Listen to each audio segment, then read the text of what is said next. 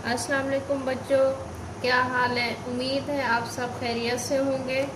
कल का काम भी आपने मुकम्मल कर लिया होगा।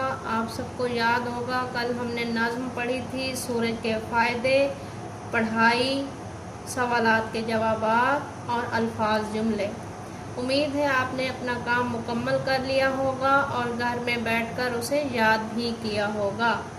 आज हम पढ़ते हैं नज़्म सूरज के फ़ायदे, जो हम पढ़ चुके हैं उसके अल्फाज के मायने। अच्छा, ये लफ्ज़ लिखा हुआ है दिन चढ़ना। दिन चढ़ना, दिन बढ़ना, दिन का यानी कि बढ़ना, दिन चढ़ना, दिन का बढ़ना। इसी की बदौलत, इसी की वजह से अनायत, मेहरबानी, खेतियाँ, खेत की जमा है ये लफ्ज़ खेतियाँ। खेत किसको कहते हैं? फसलों को, ठीक है ना। खेत, खेतियाँ, उसके जमा दिया गया है। खेतियाँ मीन फसलें। अगर होता खेत तो हम लिखते फसल। अब जबकि यहाँ पे भी जमा है खेतियाँ, तो हम यहाँ पे भी लिखेंगे फसलें।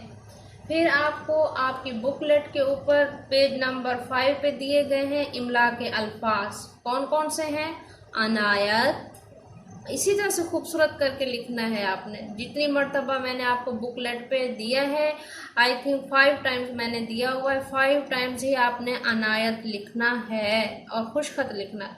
नेमत, नून एन मीम ते नेमत, धूप, चीज़ें, ये लफ्ज़ जमा है, चीज़ की जमा है चीज़ें।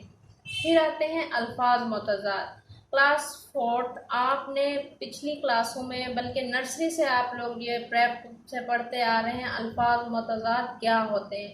यानी कि जो अल्फाज आपको दिए गए हैं आपने उनका उलट बताना होता है। जैसे मिसाल के तौर पर दिन, रात, सुबह, शाम, ये वो अल्फाज हैं यानी कि आपने इनका उलट लिखना है। अब है रोशन, ज़रा सोचें आप, रोशन का उलट क्या होगा?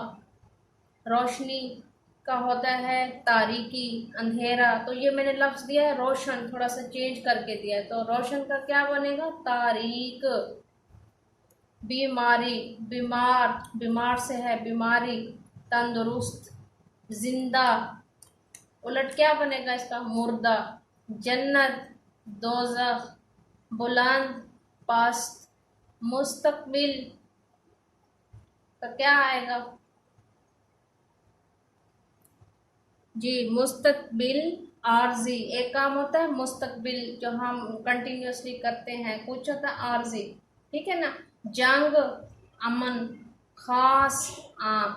ये तमाम काम आपने अपनी बुकलेट पर लिखना और साथ में याद करना है। ओके बच्चों, अल्लाह हाफिज़।